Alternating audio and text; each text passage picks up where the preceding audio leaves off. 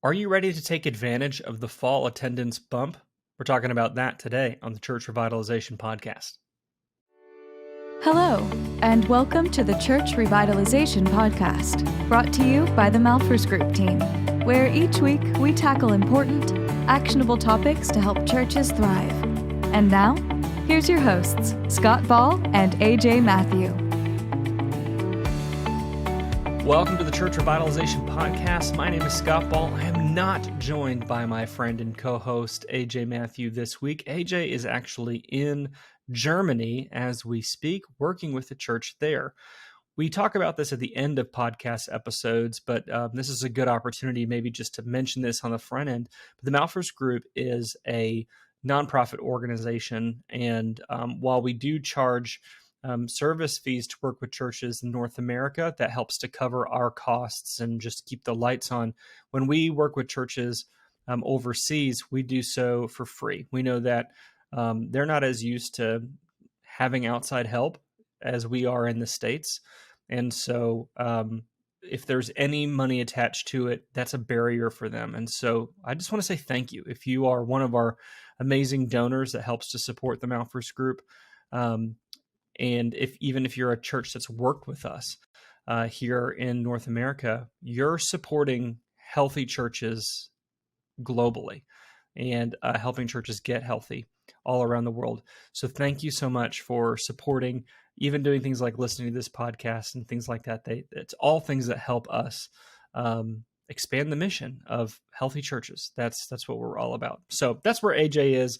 So today you've got me. But speaking of healthy churches, one of our goals in the podcast this week is to help you get ready for the fall. So depending on where you're at geographically, school might be starting soon as of the release of this episode. For me, my kids start school next week, the very first week of August. That's really early. Some of you, it might not be till into September, and that's okay. But now is a great time to start preparing for that. So in today's episode, we want to talk about 10 ways that you can maximize the fall attendance bump that most churches have. This is big churches, small churches, it doesn't really matter. Most churches see some kind of an increase from the summer to the fall. Lots of times it's just people coming back. They've been out of town during the summer, they've been traveling or whatever, and now they're just getting back into the swing of things. But for other people, maybe they weren't going to church before summer. They weren't going to church in the spring. The beginning of the school year is a lot like a second January. People are rethinking their priorities, or thinking about their life. They're thinking about what's important to them and their family. And so they might be open to attending a church, even though they maybe weren't earlier in the year. And so this is a great time to be thinking about preparing for the fall and how we can make the most of any attendance bump that we might have, or maybe even create a larger bump than we would have had if we do nothing. So we've come up with 10 things. I'm going to hit them really quickly because 10 is a lot. So we're going to go briefly through them. But these are 10 things I want you to think through so that you can make the most of this opportunity. When we have new people come, we need to be able to be ready for them. It's just like, if you know you're going to have guests coming over to your house, if you know that they're going to be coming, you vacuum, you make sure that stuff's picked up off the floor, you make your kids hide their toys in the closet right before folks come over. Any sort of clutter or mess or dust or dirt, you get it all taken care of. You make sure that you have the food that you need. You make sure that you have the drinks that you need. You make sure that you have everything that you need to make that guest feel welcome. Likewise, churches should be expecting these guests to come, expecting these guests to be there. You need to be ready for them. So these are 10 things that you can do to help you be ready for the fall and any sort of increase or bump in attendance that might come as a result naturally of the school year starting back. Okay, let's dive into the list. First thing starts with assessing your facility. So I mentioned, if you knew you were having guests coming over to your house, you would clean up. You'd make sure that everything is in good shape. And it's true that there's a lot of things that you don't notice. I think when you don't think a guest is coming over, you'll ignore a lot of things, right, in your house. that this blanket's on the floor, it's not folded right, or the bathroom could use a once over with a Clorox wipe or something around the sink. Little things that you would just ignore it. When a guest is coming over, you notice every speck of dirt, or at least I do, right? And you don't want to be embarrassed. You want people to know, hey, I'm a clean person. I'm not a messy Marvin, right? So you do all the things you need to do to make sure that it's clean. Likewise, when we don't think that guests are coming, or we aren't actively thinking about that, we'll excuse a lot of things in our facility. We just walk past that, that scrape on the wall. We walk past that water-stained ceiling tile. We walk past that bathroom, stall, that toilet that's not been fixed in 3 weeks. We just ignore thing after thing after thing when we don't think guests are coming. And so now's a good time to just walk through the facility. And if it's been too long and you can't see it clearly, get someone else to come in. Invite a friend, someone that you trust, maybe a pastor friend from another church, to come in and say, hey, what do you notice? Or if you've got a relationship with the Malphurs group or someone like that, you could have us come and just walk through and go, hey, here's what I'm seeing. This doesn't look so good, or this is a little bit smelly. It's a little musty. Churches sometimes get that musty smell. Maybe it's time to replace this carpet, or replace this ceiling tile, or whatever. So just start by, number one is assess your facility. Make sure it really is ready for guests this fall. Number two, think about how you're going to identify first-time guests. What's your process for even noticing that someone new is there? And I've worked with a lot of churches, and the response I often get is, well, we always notice our guests. There's not a lot of us, especially in smaller churches. They'll say, look, it's not like there's so many people here that when someone's new, we don't notice. I understand that, but that's not scalable or sustainable. You need some sort of a process for making sure that you're able to easily identify when someone is new. I worked with a church in North Carolina. You know who you are if you're listening to this. They started a parking lot ministry, and I think, to be fair, they didn't really need one for the sake of parking. Like, it wasn't that hard to find a parking space. Or really difficult at all to find a parking space, but they started this parking lot ministry. And since they did this, they have massively increased their ability to identify guests, and their raw numbers of guests has also gone up. It was almost like a self-fulfilling prophecy. They were ready for guests. They treated guests well. They were good at identifying them, which led to more guests, and so on. And so I know it might feel a little bit like a chicken and an egg scenario. Well, we don't really need much of a ministry for first-time guests because we don't have very many. I'm not saying necessarily it's an if you build it, they will come situation. I think it's more like a if you build it, you will notice situation, because most churches, the vast majority, have guests sometimes.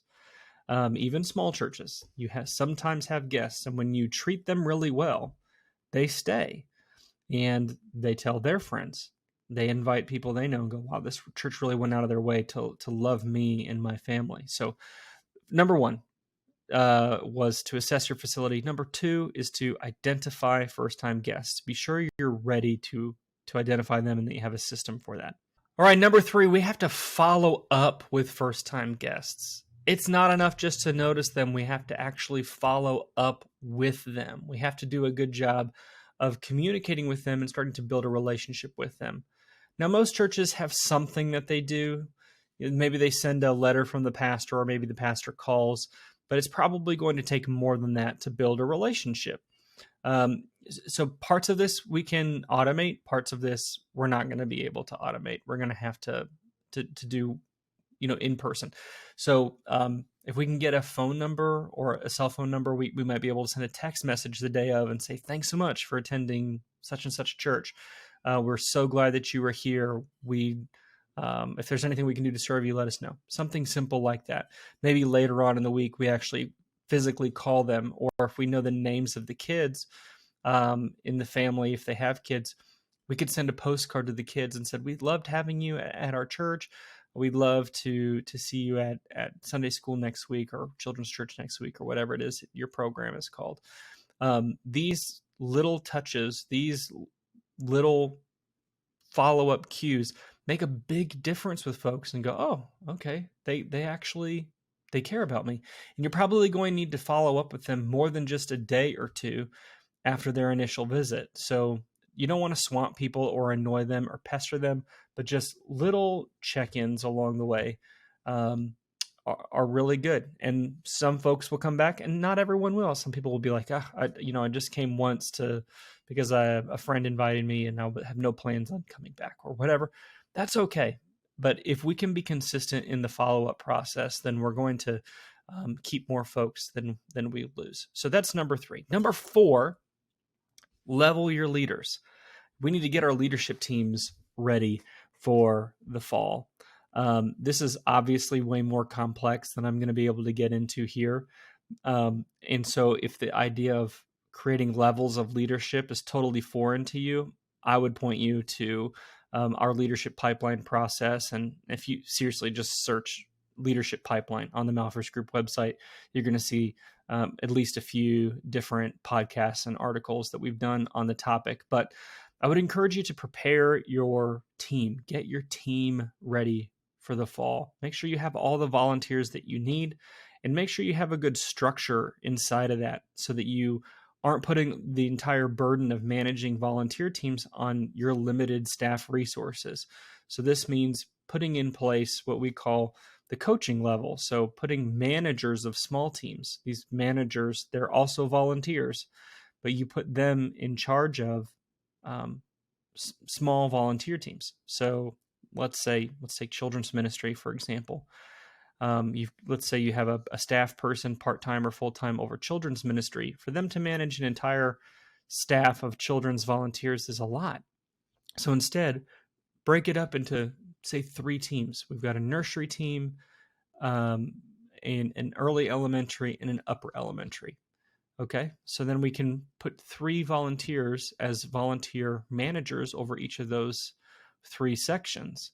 Now your staff person is mainly managing through those 3 people. And then each of those 3 people has a team of maybe 8 or so volunteers that they're responsible for managing. Now you can scale this up. So if you have a bigger ministry, or you can scale it down. If you have a smaller ministry, you can still achieve this same idea of leadership levels, just going to vary a little bit based on the size of your church and the size of your volunteer teams and so on. But this then maintains some margin for your staff so that they aren't getting burned out managing 50 volunteers. That's when things start to fall through the cracks. Things don't happen the way that they should. So prepare your volunteer teams. And one of the ways that you can do that, not only through recruiting more volunteers, but also through structuring those teams in ways that is sustainable.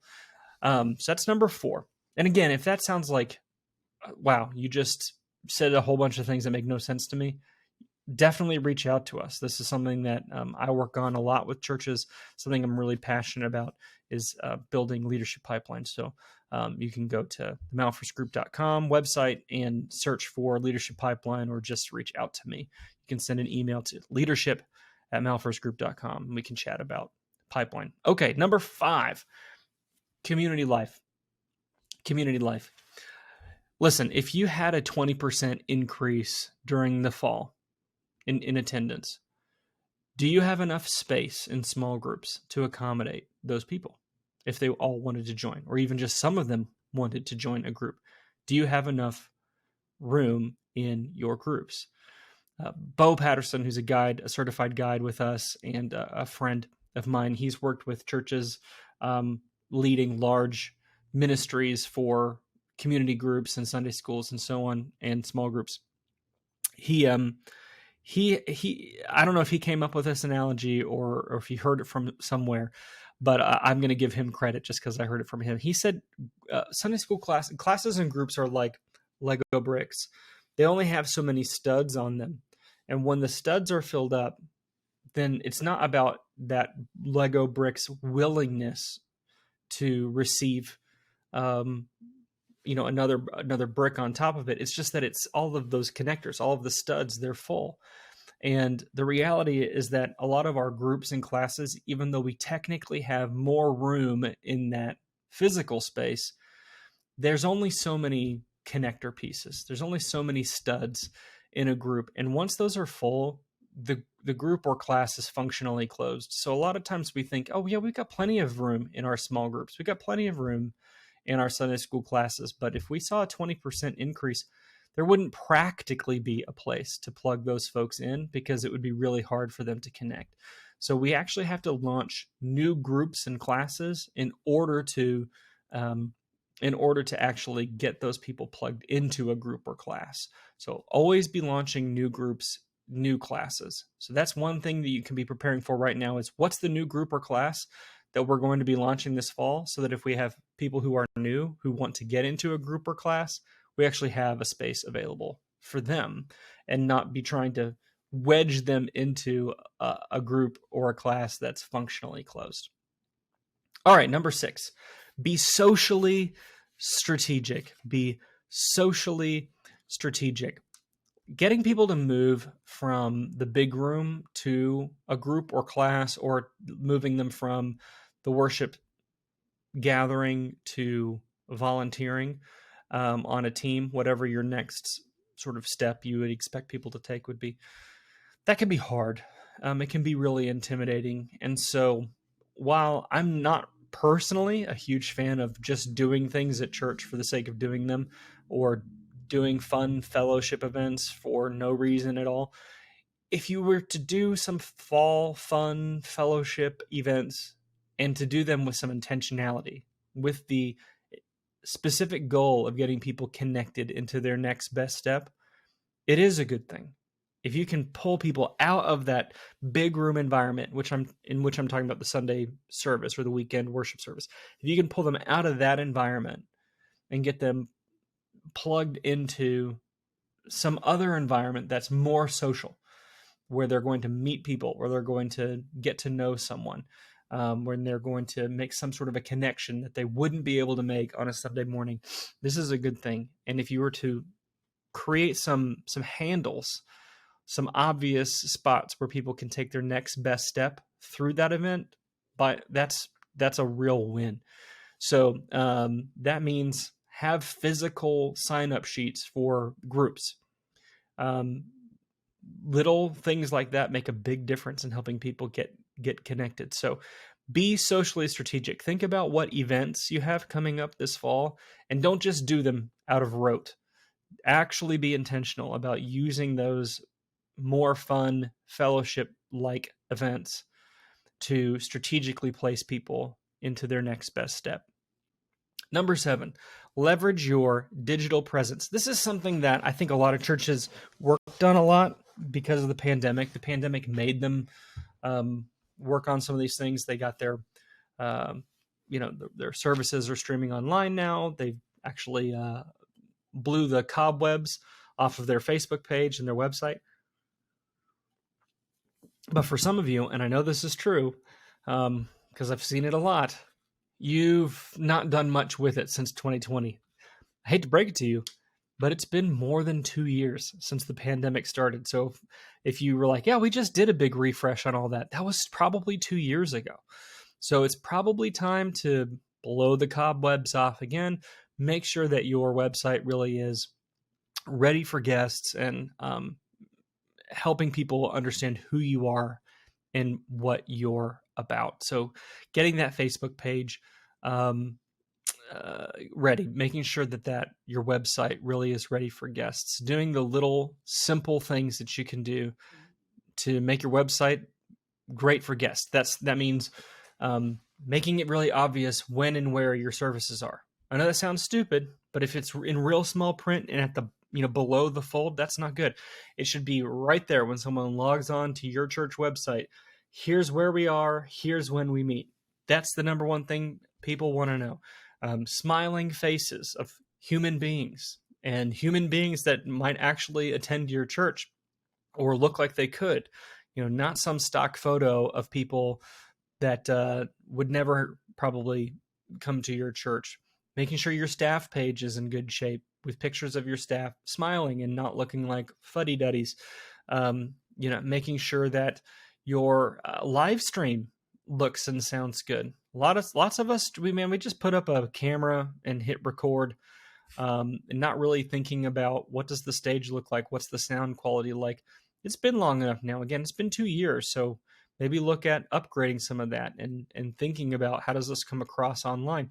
People are going to at least preview a few minutes of a service online before they show up at your church. Those are straight facts. Because they can, they will. And if they scroll through your service and go, oof, and cringe a little bit, they may never come. So this is a great way to make sure that people who are thinking about checking out your church actually do. You've got this now, this gate almost that you've constructed in posting your online services. And people are going to look at that, and that's either going to make them feel good about showing up or maybe kind of push them away. So make sure that that's good. So there's lots of things that you could be doing to take a look at your online presence and make sure it's ready for the fall. Number 8, be unselfish. What do I mean by this? Be unselfish. Look at ways that you can get outside the 4 walls of your church this fall. Do something visible. Do something that is making an impact in your community that doesn't directly benefit your church. This means you don't need to go and do some service project in the community and all wear church t-shirts. Like just do good, be visible, and do good in your community. I can tell you from personal experience that there's always a dividend that gets paid back by the Lord. The Lord notices when you do things for unselfish reasons, for unselfish gain, when you just bless people and just bless the community. And the Lord notices, and to be honest, other people do too. So I would encourage you to be unselfish this fall, be visible in your community, and the Lord will bless that. Number 9, cast vision. Have a clear picture of where you're going and share that with your church. And if you focus on vision in this fall season, talking about who you are and where you're going and the kind of church that you want to be, if you've got new people there, they might catch that vision and go, yeah, okay, I'm all about this. So lots of times we think about sort of a Vision Sunday being more of a January type thing. I would again encourage you to think about the beginning of the school year as a second January.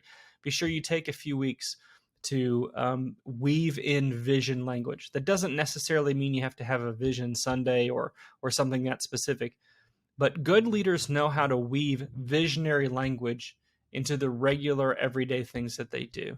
And so I would encourage you to do that. Find ways that you can use visionary language in your fall sermons and things like that. And number 10, this is the last one, folks, but maybe the most important one. Follow through. Follow through. As you're listening through this list and going, oh yeah, we really do need to look at our volunteer structure, or yeah, we really need to think about how we follow up with guests, or okay, yeah, maybe we should be launching some new groups or classes this fall. It's not enough just to think it. It's not enough to have a meeting about it and another meeting about it and brainstorm and to make a list on your phone or whatever. You have to follow through. Do the things you say that you're going to do. And that, I promise you, will always, always pay you back. People will see that. It will make a difference. The churches that follow through are the ones that win. The churches that follow through are the ones that have the greatest impact. God is not calling us to sit on our laurels. He's not calling us to say we're going to do something. He's calling us to do something. He's calling us to do something. He's calling us to work, for he is with us. He's the Lord of hosts. He's the one who is in control. He is the one who makes things happen. But he's inviting us into this process, and he's commanding us to do the work. So follow through. All right, let's do a very fast, brief recap of all 10 of these things. 10 ways to maximize the fall attendance bump. Number 1, get your facility ready. Make sure it's in good shape. Number 2, think about how we're identifying first-time guests. Do we actually have a good system for identifying them? Number 3, follow up with first-time guests. So it's not enough just to notice them. We actually have to build a relationship with them. So look at how we follow up and make sure you've got a good system in place that weaves in both automated things and things that a real human has to do. Number 4, look at your volunteer structure. Are we staffed up for the fall? Do we have the volunteers that we need? And have we created a structure that leads to sustainable leadership for our staff and our volunteers? Number 5, expand community life. You probably don't have enough, no matter how many groups or classes you have, that's probably not enough, given the fact that it's really hard for new people to connect in existing classes. So what's the next 1 or 2 or more groups that you might be launching this fall so that people who are new to the church have an easier time getting connected? Number 6, be socially strategic. I know you probably already have some fun fellowship events for the fall already on your calendar. How can we be more intentional with those events so that they help people take their next best step? Number 7, leverage your digital presence. If it's been since the pandemic, since you kind of refreshed the website and took a hard look at your video stream and social media and all that, it's time to refresh it. Number 8, be unselfish. Be unselfish. Find ways to bless your community that don't have an obvious way to bless you back. Because the Lord will notice those things, and some people in your community will too. And that will help to give you a better reputation in the community. But even if it doesn't, it's still the right thing to do. And that's really the point. Number 9, cast vision. Be sure to weave in visionary language. Even if you're not having like a Vision Sunday, be sure to weave in visionary language, casting a clear picture of where the church is going so that people who are new see it, understand it, and want to be a part of it. And then finally, number 10, follow through. Follow through. The things you say you're going to do, you should actually do them. All right, this has been episode 151 of the Church Revitalization Podcast. That means you can find today's show notes at malfersgroup.com/151. malfersgroup.com/151. And like I said before, the Malfers Group is a nonprofit ministry that serves the global church to help churches get healthy, to make disciples, and to grow leaders. And all of the work that we do outside of North America, we do 100% for free.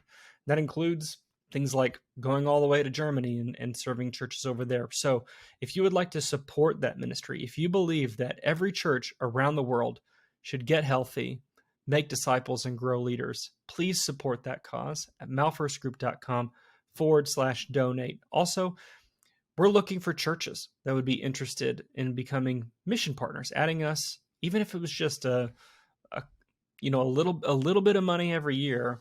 And so if you're getting to that budget season and you're open to the Malfers Group becoming a ministry that your church supports to help the cause of global churches getting healthy, making disciples, and growing leaders, please reach out to us, leadership@malfersgroup.com. We'd love to meet with your missions team or those folks and explain what it is that we do and how your support makes a global difference for the church. All right, we love you. We'll see you next week.